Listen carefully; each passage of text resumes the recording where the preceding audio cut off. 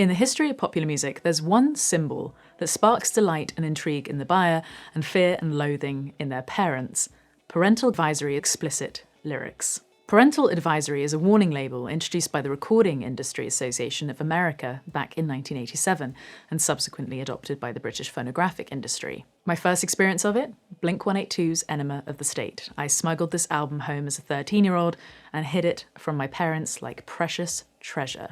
But where did this label come from? Well, its origins lie in a list of songs known as the Filthy 15. But before we continue, if you haven't already subscribed to my YouTube channel, then please do. It really, really helps me out. The Parents Music Resource Centre, or PMRC, was an American committee formed in 1983 with the stated goal of increasing parental control over the access of children to music deemed to have violent, drug-related, or sexual themes. The PMRC was founded by 4 women known as the Washington Wives, referring to their husbands' positions within government in Washington, D.C. They included, among others, Tipper Gore, wife of Senator and later Vice President Al Gore, and Susan Baker, wife of then Treasury Secretary James Baker. The PMRC compiled a list of 15 songs that they found the most objectionable, which became known as the Filthy 15. Public Enemy number 1, Prince, whose song Darling Nikki's frank lyrical content particularly upset the group. No, I'm not going to repeat it here. If you know, you know. You can look it up. Other offenders included Madonna, Black Sabbath, Judas Priest, Motley Crue, and Cyndi Lauper.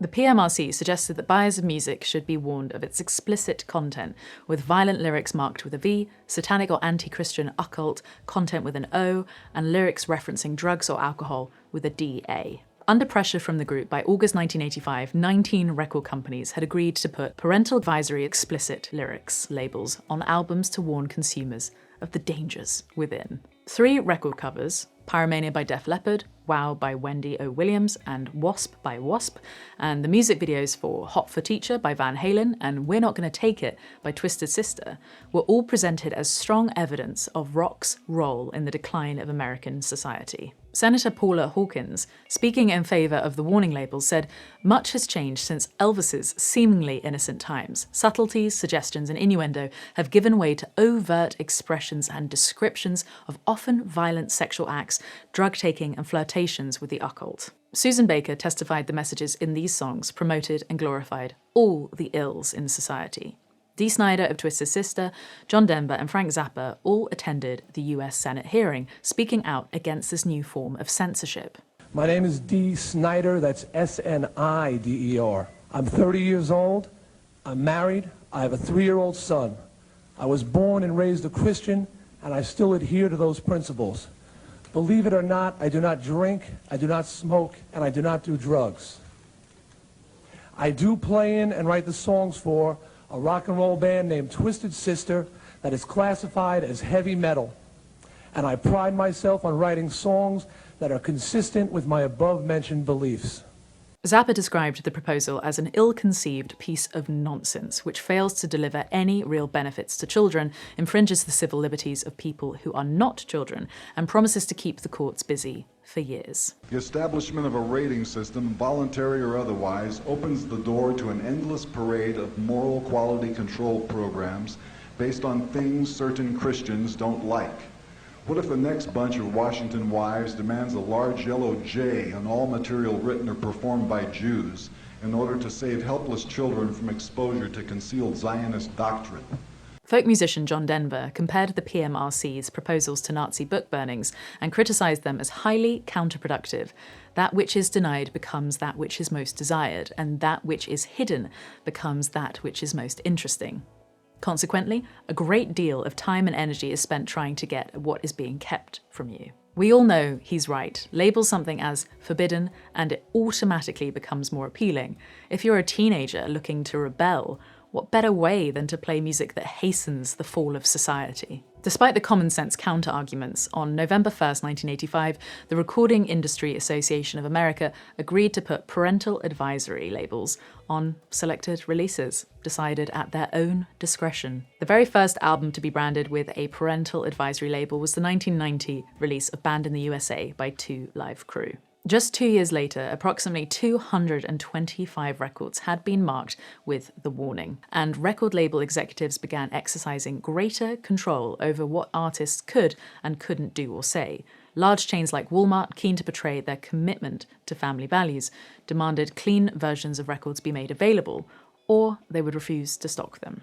Artists fought back, of course. On July 18th, 1993, Rage Against the Machine used their slot at Lollapalooza to protest against the PMRC. They played no songs and stood naked on stage for 14 minutes, with duct tape covering their mouths and PMRC written on their chests. Guns N' Roses' Use Your Illusion 1 and 2 albums included a similarly styled sticker that said, "This album contains language which some listeners may find objectionable. They can fuck off and buy something from the New Age section." The PMRC disbanded in the late 90s, probably just as well, as they'd have their work cut out for them today. Lyrics that would have been unimaginable in the 90s are now hitting the top of the charts. We've gone from ding-a-ling to WAP in just a few decades. It's not just music either. A study from the University of San Diego found that American books contained dramatically more swear words in the late 2000s than they did in the early 1950s. In fact, readers of books in the late 2000s were 28 times more likely to find swear words on the page than those in the early 1950s. So what's the explanation? As we become a more individualistic society, there's greater emphasis on the importance of self-expression. Swear words allow artists to express their lived experience and can pack a real emotional heft. Swearing has been an important part of human culture for thousands of years. Archaeologists even discovered ancient rude graffiti on walls in Pompeii. In his book Music of Ancient Greece and Rome, the historian John Landels noted that bawdy songs were often sung at parties, with lyrics full of obscene language and crude stories. Melissa Moore, author of Holy Shit, A Brief History of Swearing, has tracked the progression of curse words throughout history. By God's bones was just about the worst thing you could say in medieval times, because these curses were thought to rip apart Christ's body as it sits at the right hand of God in heaven. Wolfgang Amadeus Mozart, widely regarded as among the greatest composers in the history of Western music, also possessed an incredibly filthy mind, peppering his letters, arias and canons with crude toilet humour. Lewd lyrics existed in recorded songs back in the early 20th century, often recorded solely for the amusement of the engineers or distributed privately as a party record. The 1916 song Hesitating Blues and Lucille Borgen's 1924 version of Shave 'Em Dry are both good examples of some of the blue content being recorded at the time. Eddie Duchin's 1938 cover of Louis Armstrong's Old Man Moses, with Patricia Norman on vocals, caused a scandal because the lyric bucket was misheard as something else. It's commonly thought to be the first use of the F word in popular music. The Kingsmen's 1963 song Louie Louie was targeted by censors because its lyrics were so incomprehensible that they were presumed to have secret messages in them. The FBI was called in to investigate. Because no lyrics were officially published at the time, after 2 years of investigation, the Bureau concluded that they were unintelligible nonsense and closed the case. The reality is that the band were not very well rehearsed when it came time to record, nor did they have the money for a long session. The singer was tired and had issues with his braces that affected his vocals, which also had to be shouted over the other instruments. Just before the 1-minute mark, drummer Lynn Easton drops a drumstick and can be heard yelling in the background, loud enough to register slightly on the tape. Hilariously, the FBI completely missed this. The song went on to become a massive worldwide hit with a pivotal place in rock and roll history. By the time we got to the 60s, the floodgates began to open and things began to get silly. An FBI file on underground rockers The Fugs called them the most vulgar thing the human mind could possibly conceive. In 1968, radio stations in El Paso, Texas banned all Bob Dylan records because they couldn't make out the words and thought he might be saying something that they don't like. Bizarrely, they had no problem with other artists covering Dylan's music. These days, swearing's all over the charts. In fact, songs without swearing are the exception rather than the norm.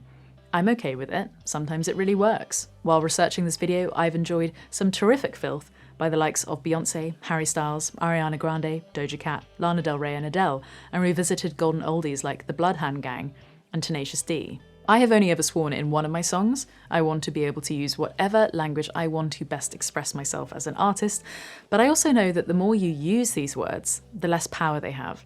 So I decided to minimize that language in my own work so that when it hits fucking hard. Thank you so much for watching this video to the end. I really, really appreciate it. Don't forget to comment below with your thoughts on swear words in music. Oh, and don't forget to pre-order my upcoming debut album, Super Sexy Heartbreak, which I swear is safe for all ages. But otherwise, I'll of course be seeing you here very, very soon.